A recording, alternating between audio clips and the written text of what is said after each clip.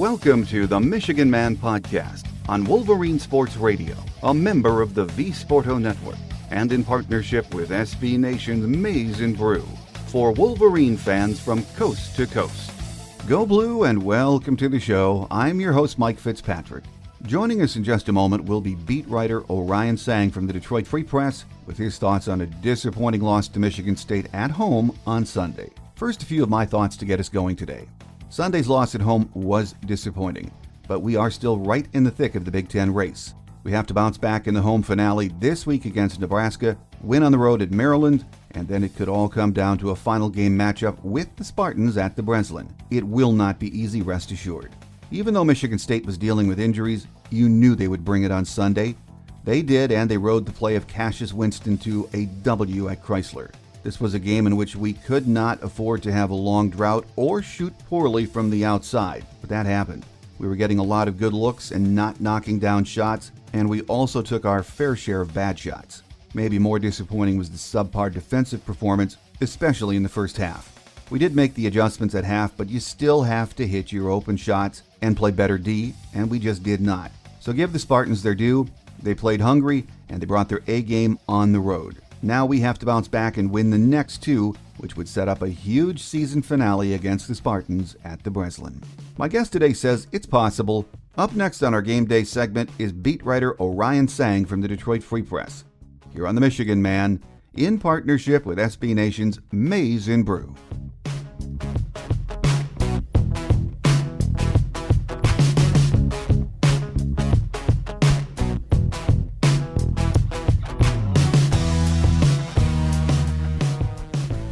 Here with us on our Game Day segment this week to talk Michigan hoops and, of course, what happened on Sunday at Chrysler against the Spartans is Orion Sang from the Detroit Free Press. Orion, great to have you back with us. Good to be back. Thanks for having me on. Well, Sunday was, of course, the much ballyhooed game between the Spartans and Michigan, and it really turned into the Cassius Winston Clinic, didn't it? Yeah. I'm not sure if I expected the fireworks that kind of occurred in the first half there and then throughout the game. I didn't really anticipate that going in. Well, you know, when you looked at that offensive attack that the Spartans came in with, I think at the end of the Rutgers game, we saw them running that high ball screen offense, basically letting everything run off of Cassius. If he didn't shoot, he found people. And again, I think that might have caught John Beilein and the staff by surprise because this isn't something that they've done for 40 minutes in a game, this kind of an offense, is it? No. I think part of this is, I was talking with some people after the game, Michigan State might be a better team right now, even though they have two starters who are injured. They might be a better team just in terms of letting Cassius be able to handle the entire offense and do everything there because he's able to do it. He's able to handle the ball in every possession, to look for shots, create shots. He's been really good. He's probably favorite for Big Ten Player of the Year, I have to imagine, right now. So he's really good, and this increased role in the offense has been good for him, I think. Well, the Spartans, they haven't really looked that sharp on offense the last few weeks that I've seen them, but along with Cassius, they were really dialed in on Sunday, weren't they? Yeah, they were, and I think some of it was Michigan made some mistakes in the ball screen coverage. There were times when it seemed like Teskey was late getting back to the big man, and that led to some layups and a couple dunks for Xavier Tillman. And some of his teammates left open shooters on the wings. But honestly, I think most of it was just Cassius because I don't know if Michigan's ball screen defense has ever played a point guard as surgical as Cassius was. So a lot of it has to do with him. He was just so good. No, absolutely. I mean, I kept thinking as I was watching the game and then after the game, what could Michigan have done different? I really don't know. Do you? I honestly don't know either because, I mean, you think about the way Michigan plays their ball screen defense. They hedge, right? They hedge on the ball screen. John Teskey, that's their MO. So I don't know. If you wanted to change something, like it wouldn't be changing the entire ball screen defense, like fundamentally, because teams just don't do that. Maybe you ask Teskey not to hedge as hard and maybe try to get back quicker. I don't know. But, I mean, like, the one thing that they did do pretty well was they limited Cassius and his three-point shooting because he's an elite three-point shooter, and he was 0 of 3 yesterday. So they stopped that. They just weren't able to stop anything else in terms of Cassius in his game.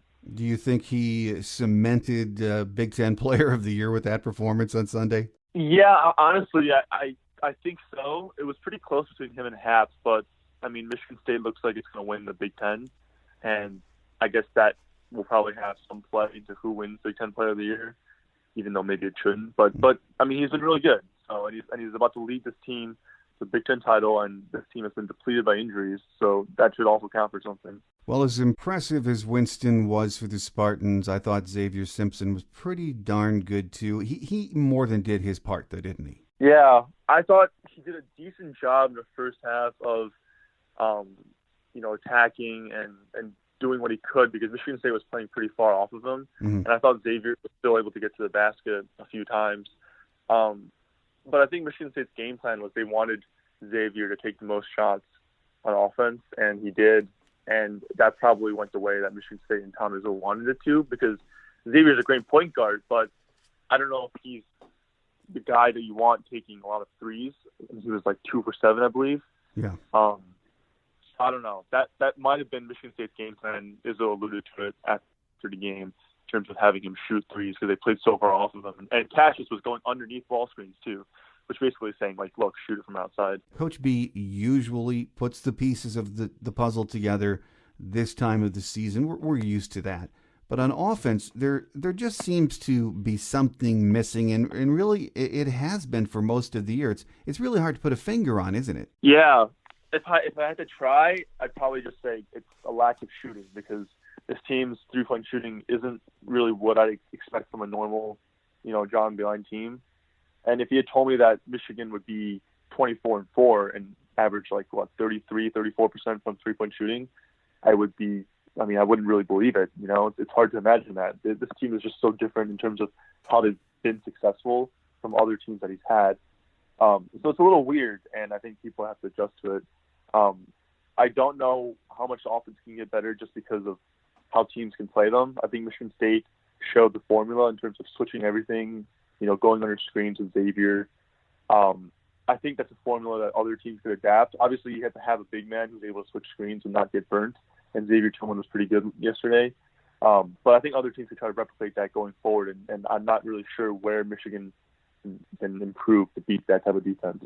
Well, offensively, as you said, and I think it's pretty clear with 3 games left, this is not a good shooting team. The numbers bear that. I mean, it's not a bad shooting team, but it's not the kind of team John Beilein has had the past 7 or 8 years or 3 years, however far you want to go back, But at this point, you really don't know what he can do. I don't know what he can try to sort of get this team out of their funk. Do you? No. I think it starts with one player, though, in particular, and I think that's Jordan Poole, because if you're talking about a guy who can make teams pay for switching screens, I think you start with Jordan Poole, because Jordan Poole has the arsenal to really, take big men off the dribble or, hit threes over them, right, if they give him space, and then maybe create, with his ball handling. So I think they have to fix Poole, because I don't know if he's been playing to his potential over the past couple months. His shooting numbers are down. He seems to make a few mistakes every game that could be avoided. So they need to kind of fix his game and get him going. And I've asked about it, and it's not. Beilein hasn't really had an answer. Otherwise, he would have found it by now. It's still a work in progress. But I think they need to get Jordan going over the final stretch here. No, absolutely. If we have a shooter out there, it is him. But Sunday against State, even when he's getting open looks, he's also taking some really bad shots right now. Yeah. I hate to harp on a particular guy or really go after individual players, but I think if you ask Jordan this, he probably would agree. If you look back at the game and look back at the film, he didn't really have that great of a game on both ends. I think he struggled with Matt McQuaid, and he was pretty enthusiastic with his closeouts, too enthusiastic, I'd say. And then he I think there was that foul McQuaid threw on him. It was like a few seconds left in the shot clock. McQuaid pump faked, and Jordan fell for it. That also wasn't that great of a play. And then on offense, I think Jordan probably forced a few threes. He took a few deep ones, which has been a recurring problem. They've been talking all year about getting him to take threes closer to the line because he likes to really deep threes. Yeah. So I don't know. He's a very good player. He's very talented. He's been very key for his team this year. but they do need him to get going here down the stretch. No, absolutely, they do. But another key factor on Sunday, and I'm hoping not moving forward, was Charles Matthews. So I know he had a wrist injury coming in, and then he had the ankle injury. I'm not sure if did that happen during the game Sunday, or was that coming into the game? He already had that ankle injury, Orion. I hadn't heard anything about the ankle injury coming in, and it looked like he tweaked it during Sunday's game. But he has been dealing with a wrist injury all year. Basically, it's not a big thing. But he just has to ice his wrist after games. He was icing it after Penn State. I think it's just one of those things that lingers, and he has to deal with it. And from what Beilein was saying after the game, the ankle injury sounds like it'll be a short-term thing. But you're right; they do need Charles to get going. Getting a version of Charles the Charles that played really well in last year's tournament, they probably want that version of Charles because he was really good. He was pretty efficient. So if they could get that version, it would help the offense a ton. Yeah, we've got to get Charles back on the offensive side. But I think on Sunday that was a good example to all of us how much he means to this team defensively. When he sat down with that first foul, I think it was for 47 seconds, into the game, it just throws the entire defense off when Charles is on the bench, doesn't it? Yeah. I feel like there were a lot more open threes than I've been accustomed to watching this team this year. I think I mentioned this in one of the stories I wrote. It just seemed like Michigan gave up more open shots than they have to any other team this year from outside. I don't know. It was a lot of it was catches, some of it was mistakes, but it was uncharacteristic for Michigan's defense. As poorly as we played an offense on Sunday and then struggled on defense, the long droughts are the one thing that have been very consistent so far this year and plagued this team all season.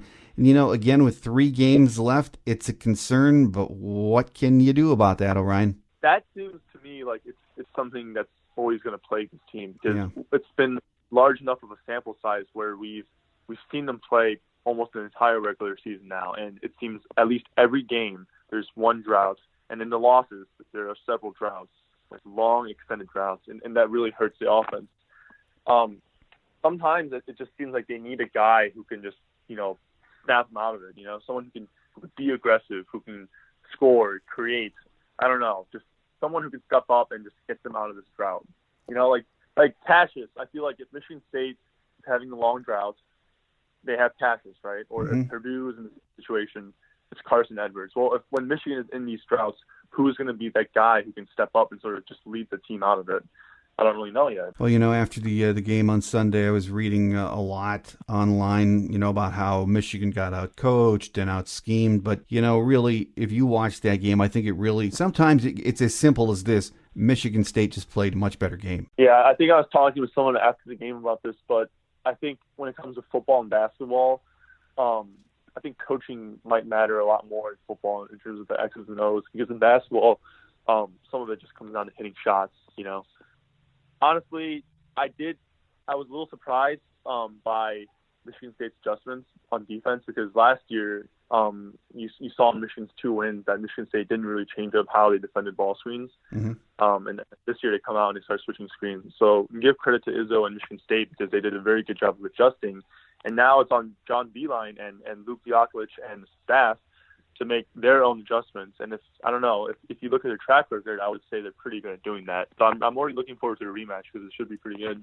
I think we're all going to look forward to that. But you've seen this team all year, Orion. Do you think this Michigan team has hit their ceiling and there's nowhere else for them to go as far as getting better at this point? Yeah, it might sound like I'm pretty pessimistic from what I've said so far. They need to get the offense back to where it was in November and early December in those North Carolina games against Purdue. They need to find that stride. I think one of the things I've noticed is that there are very few times when they are able to calibrate Brazdeikis, Matthews, and Poole to play well together at the same time. Have you noticed the same thing? Sometimes it's one of them playing well or 2 of them, but never all 3. And all 3 played really well against North Carolina, and they blew North Carolina out, and they did that early in the year. I think they need to try to find a way to get all of them in sync, because that's the best version of this offense is when all 3 of those guys are just playing super well. Xavier's in command of the offense. Teskey's contributing. Like that is I think, the peak of this offense, and I think we may have seen that. They just need to get back to that. Well, despite the disappointment of Sunday's loss, the Big Ten title, or at least a share of it, is still in play and a very real possibility, isn't it? Yeah, it is. It all comes down to that rematch at the Breslin Center. They need to win that game, basically, because, I mean, if you lose 2 to Michigan State, I don't see any way you win the title. But the bigger point that stands is that, even if they don't win the title, these are some issues that they need to sort out before March, because this team is still looking at a 2 or 3 seed heading into the tournament, and they've got everything ahead of them that they want to accomplish. So they just need to figure some of these issues out on offense, and they should be okay. Absolutely. They have some things to figure out, and there's not a lot of room for error. Nebraska comes in this week for the last home game. Your thoughts on that matchup with the Huskers? Nebraska looks like it's given up. I've watched them play a couple times. I believe Roby is out for the year with an injury. James Palmer hasn't really played that well this year, not as well as I might have expected. And Tim Miles is probably on his way out. So that should be, it's at home too, it's senior night. I don't really see any way Michigan loses that. And then that sets up 2 very pivotal games, because Maryland is at Maryland, and Maryland and Wisconsin are still hunting. They're still close. They're nipping at Michigan's heels in the Big Ten standings. So Michigan's kind of in this weird situation where it's like halfway between competing for the title and competing for seeding in the Big Ten tournament, if that makes any sense. Yeah, and I'm with you. I think Nebraska, not that they're going to mail it in when they come in Thursday, but they're not playing well. The one that really scares me for is to get to the Breslin and have it be a game for a share of the Big Ten title is that game in Maryland. They really are a talented young team, and they play tough there. Yeah, they're really good. I don't know, they might be probably the most talented team. Yeah. And just in terms of ball recruiting, Fernando, Jalen Smith, who's a McDonald's All-American. I really like the 2 freshmen that they have, Wiggins and Ayala. And then the point guard, of course, Cohen is really good. So they're a good team, and they're pretty hard to beat at home. That'll be a tough matchup for Michigan, and I think the key there is they need John Teske to stay out of foul trouble, because Bruno Fernando is a load inside. Again, we've got 3 more left. A lot of things to fix, more than you would like to get fixed at this time of the year, but that's the way it is. So, final question for you, though, Orion. Sunday was a big day, not only because it was Michigan State. You don't have to say anything else more, but because former championship teams were honored, including the '89 national championship team.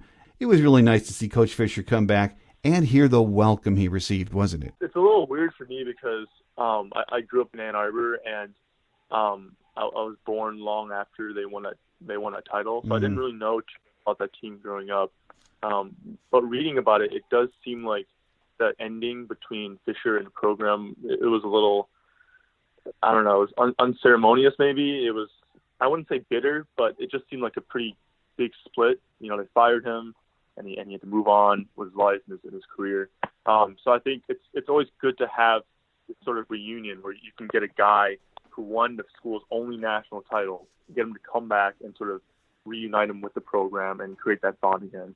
It's never a bad thing. And they had so many alumni there. I think it was the most they've ever had under Beeline, probably the most they've ever had in general. It's good to create these bonds with former players and past teams. I was around when Coach Steve Fisher was here and coaching, and he was a beloved coach while here. And of course, we all know, it's all documented how it went south, when it went south. But I think Coach Beeline was really, as you know, instrumental in getting him and the team back and honoring Fisher. Coach B's right. It really is something that it's healing, and it needed to be done. Yeah, credit goes to John Beeline, because he's been very good about getting past players back who maybe weren't connected at all to this program, and getting coaches back and everyone back. He really wants to sort of honor the tradition and history of the program, and I think that means a lot to Michigan fans. It means a lot to those former players and former coaches. And it can mean a lot to the current players and future players as well. If they can be able to forge some relationships with, I don't know, Glenn Rice, Jalen Rose, that matters.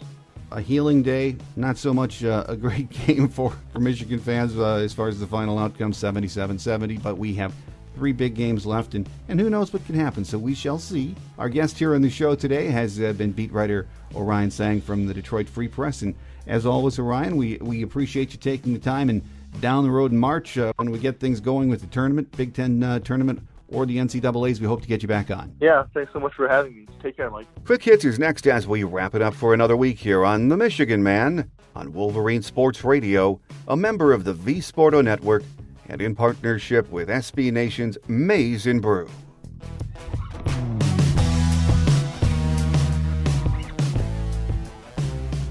On Quick Hits today, Coach Kim Barnes-Arico and her team saw their 7-game winning streak come to an end on Sunday at the Breslin, falling to Michigan State 76-64. They will conclude the regular season on Sunday when Wisconsin visits Chrysler Center. They are 19-10 overall, 10-7 in the Big Ten. Hockey split a pair with number 6 Ohio State at Yost over the weekend. They will finish the regular season up in Madison against the Badgers this weekend. We are 13-12-7 overall, 9-8-5 in Big Ten play. Softball is off to a slow 4-6 start and will be out in California for the Judy Garman Classic this weekend, and it is a loaded-up tournament with UCLA, Tennessee, Oregon, Washington, and Cal State Northridge. Baseball is off to a perfect 6-0 start. They swept the Citadel down in Charleston over the weekend and will join softball on the coast for 3 this weekend when they visit Cal State Northridge. A reminder that our free show app is available from the Google and iTunes stores. You can also hear us weekly on Stitcher, iHeartRadio, TuneIn, and Spotify.